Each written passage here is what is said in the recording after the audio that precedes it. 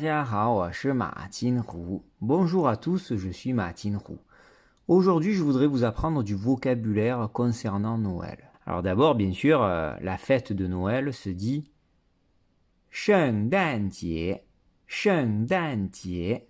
Jie veut dire fête et 圣诞 Noël. J'ai déjà fait une vidéo, bien sûr, pour dire joyeux Noël.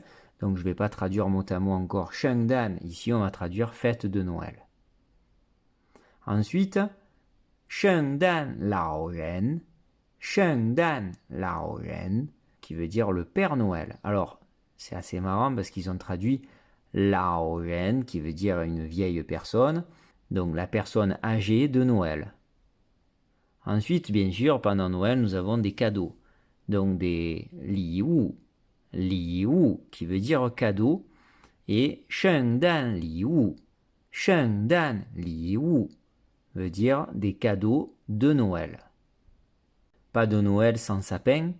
圣诞树, 圣诞树, chou bien quatrième ton descendant, parce que si on fait au premier ton et qu'on dit chou, chou, ça veut dire un livre. Et là, 圣诞树, ça voudrait dire un livre de Noël.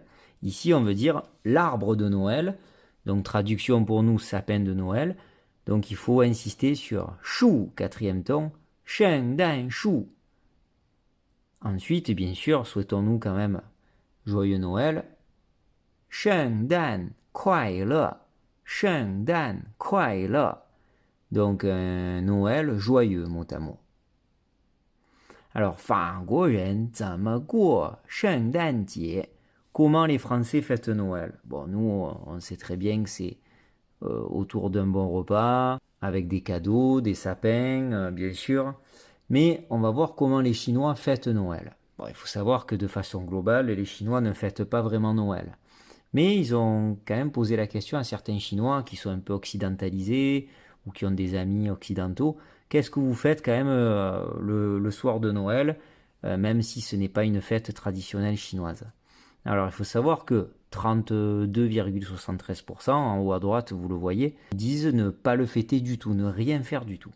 24,48% disent, dans le orange, prendre un bon repas, peut-être au restaurant avec des amis occidentaux par exemple.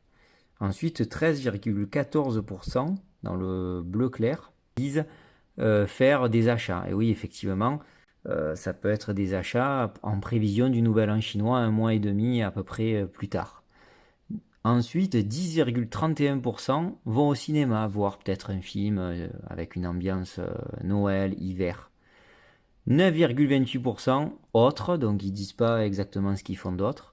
Et 6,7% vont à l'église. Alors pas forcément pour aller prier, mais des fois par curiosité, parce que bien sûr il y a des étrangers, donc dans les grandes villes il y a des églises, alors très souvent orthodoxes, parce qu'il y a l'ethnie russe. Il faut savoir qu'il y a une ethnie russe en Chine, et des fois pour aller écouter des spectacles et des chants de Noël. On va voir le vocabulaire plus précisément. Donc on avait dit environ presque 24% 吃大餐, 吃大餐, c'est-à-dire ils vont prendre un bon repas. Alors des fois dans des bons restaurants, bon, toujours avec la table traditionnelle chinoise qui est ronde quand même, mais avec des décorations de Noël. Ensuite, comment on va dire aller à l'église? 去教堂, 去教堂.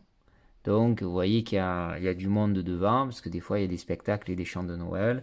Ils aiment bien venir voir l'ambiance, les décorations. Hein. Sachez quand même qu'ils ont accès bien sûr à certains films hollywoodiens ou des séries américaines. Donc ils savent à peu près à quoi ça ressemble. Comme je disais, ils vont faire des achats. 购物, 购物, soit en prévision du nouvel an chinois, soit parce qu'il y a pas mal de promotions et les centres commerciaux dans les grandes villes sont décorés. Donc ils aiment bien, notamment les jeunes aussi, faire des achats, dépenser, faire la fête. Vous avez aussi dans certains supermarchés, notamment comme Carrefour, Auchan qui existent en Chine, vous avez les journées folles. Donc dans les supermarchés, vous avez plein de promotions sur des fruits, sur de l'électroménager, comme si c'était vraiment déjà le nouvel an chinois. Donc chao shi, chao shi.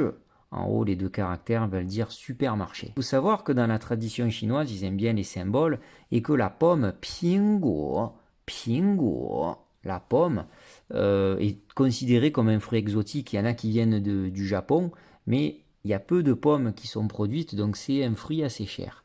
Et ils ont fait un jeu de mots. Pingguo veut dire pomme, mais ça vient de l'expression Ping-an, Ping-an, qui a le début de la même prononciation, Ping, et Ping-an veut dire sain et sauf. Donc manger des pommes pendant Noël, pendant les fêtes, ça veut dire avoir la paix, la sécurité, la protection. Ça porte bonheur. Voilà quelques images et photos des supermarchés, des fois Carrefour et Auchan, avec des décorations. On se croirait en France, là, avec les décorations de Noël.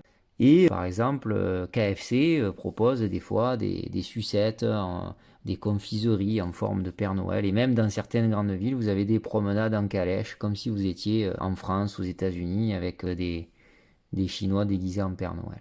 Et parfois, les étrangers essaient de mettre l'ambiance dans des villes comme Pékin en invitant des amis chinois. Donc étrangers et chinois, des fois, se déguisent en Père Noël, prennent des photos. Là, vous avez une photo sur la place Tiananmen avec tout au fond le portrait de Mao Tse-tung qui doit regarder d'un mauvais œil parce que, bien sûr, quand il était au pouvoir jusque dans les années 70, 76 très précisément, il a toujours refermé la Chine, fermé ses frontières pour éviter que les Chinois soient en contact avec les étrangers. Et on termine avec un art traditionnel chinois, le tianzhi, qui est un découpage sur papier très très fin. C'est des décorations normalement du Nouvel An chinois. Et là, ils ont décoré avec vraiment des décorations typiques de Noël pour les coller sur les fenêtres. Je vous remercie, j'espère que la vidéo vous a plu. Et je vous souhaite bien sûr un joyeux Noël. Shengdan Kuai Le, Shengdan Kuai Le. À très bientôt pour de nouvelles vidéos culturelles et linguistiques. Zaijian. À bientôt sur ma chaîne et n'oubliez pas de partager et de liker.